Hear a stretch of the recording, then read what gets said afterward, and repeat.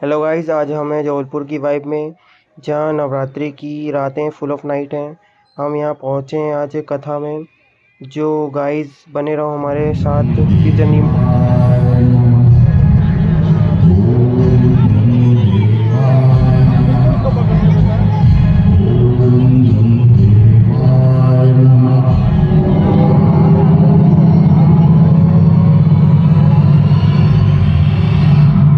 आंखें खोले दैत्यराज गुरुपुत्र दुर्वासुर। आंखें खोले, प्रणाम परम पिता। कहो, किस निमित्त से मेरा आह्वान किया? अपना मनोरथ कहो। आपके दर्शन पाकर कोई इच्छा शेष नहीं रहती, परंतु आपका आदेश है तो सुनिए। अमरता का वरदान तो आप देंगे ही नहीं, तो समस्त सृष्टि का ज्ञान जो आपके वेदों में समाया है, इसे ही फल स्वरूप प्रदान कीजिए एवं सारे संसार का ज्ञान मेरे अधीन हो।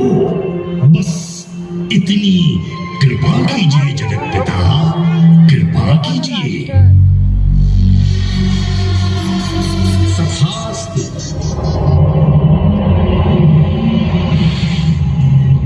ब्रह्मदेव की जय हो।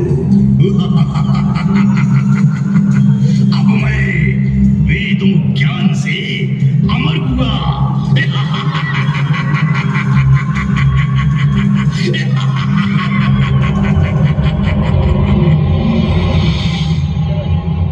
वरदान में मिले वेदों को पाताल में बंदी बना लिया। भीषण अत्याचार कर मुनियों के यज्ञ में अपने नाम की आहुति दिलवाने लगा। वेदों की ध्वनि, ज्ञान एवं यज्ञ आहुतियां ना होने से देवता भी बलहीन होने लगे। अत्याचार का असर मुनियों, यक्ष, गंधर्वों एवं मानवों पर भारी पड़ गया। इस कारण सृष्टि पर इसका असर दिखने लगा और सैकड़ों वर्षों तक पृथ्वी पर अकाल पड़ा। सभी अकाल से त्राहि त्राहि हो उठे। यह दशा देख नारद जी द्रवित हो सभी देवताओं के साथ कैलाश पहुंचकर सृष्टि की व्यथा सुना, करुण पुकार कर महादेव से कहने लगे।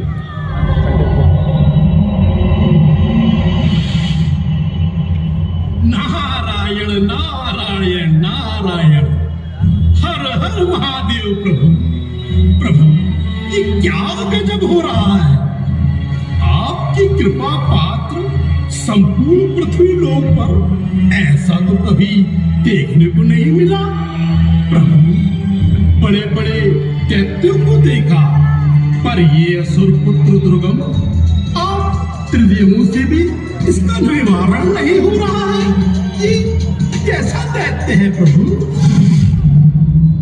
हे देवर्षि नारद, वेदों के कारण ये किसी देव से पराजय को प्राप्त नहीं होने वाला। इसकी शक्ति, बल, साहस अदम्य है। यह दैत्यों में सर्वश्रेष्ठ है। इसका अभिप्राय क्या?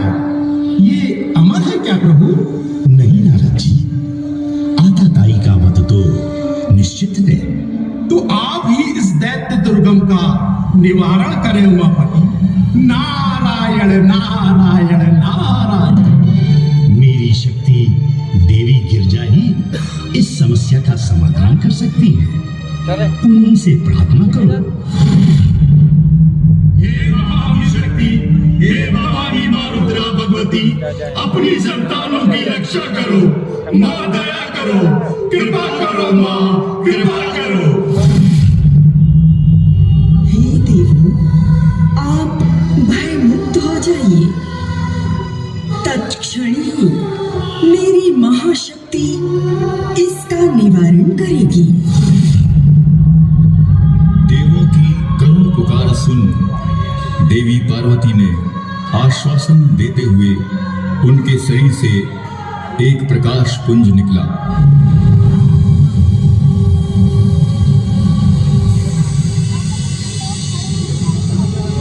और उसने एक अलौकिक रूप लिया जो संसार में शाकंभरी के नाम से प्रख्यात हुआ। दयालु मां करुणा से भर द्रवित हो 9 दिन 9 रातों तक उनके सहस्त्रों नेत्रों से जल निरंतर बहता रहा, जिससे पूरी पृथ्वी एक बार फिर हरी भरी हो गई।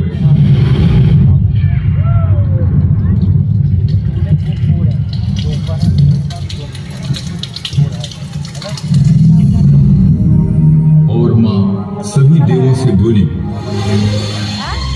हे देवों, ये सृष्टि के समस्त जीव मेरी ही संतान है। तो माँ भला अपनी संतान को दुखी कैसे देख सकती है? आप सभी निश्चिंत हो जाओ। मैं वेदों से आप सभी को संतुष्ट करूंगी और अधर्म रूपी दैत्य दुर्गम का अंत करूंगी।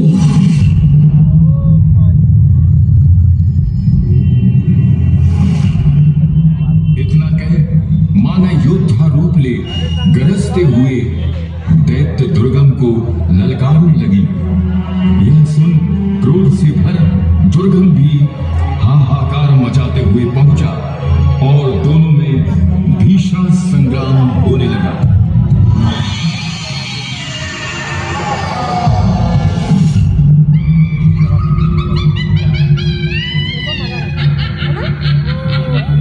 सावधान रे दैत्य दुर्गम, जहां भी छिपा है आ और मुझसे युद्ध कर।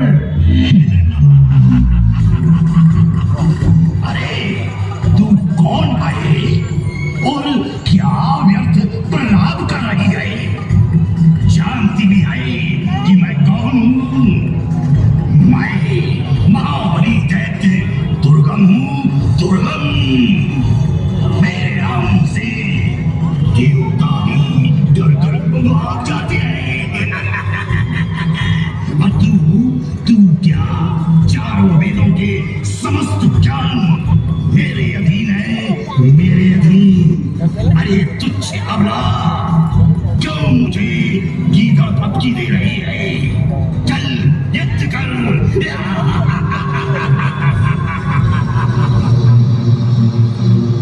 रे मूर्ख, खुद को ज्ञानी और पराक्रमी बताने वाला यदि ध्यान से देखता तो जानता कि मैं कौन हूँ। मैं महादेव की शक्ति रुद्रा हूँ। संसार मेरी ही शक्ति से संचालित होता है। मैं ही संसार की चेतना हूँ। ये तुझे पता चलेगा कि मैं अबला हूँ या सबला हूँ।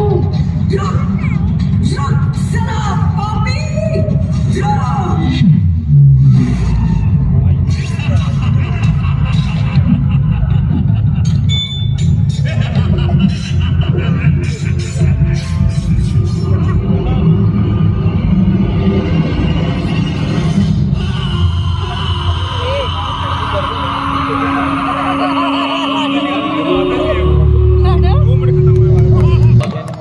देवी ने वेदों को देवताओं को प्रदान कर सनातन की एक बार फिर रक्षा की।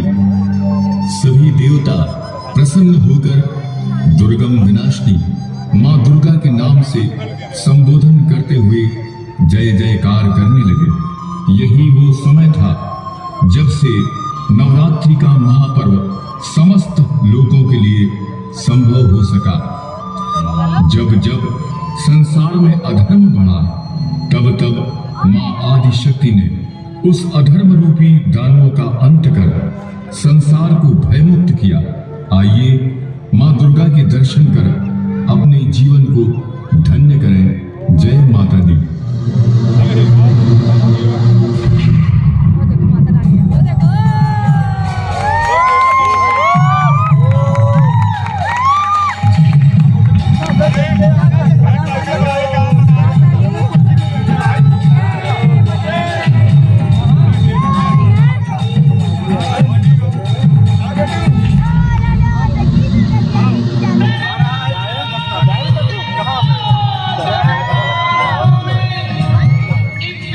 गाइस आपको कैसा लगा आज की कथा?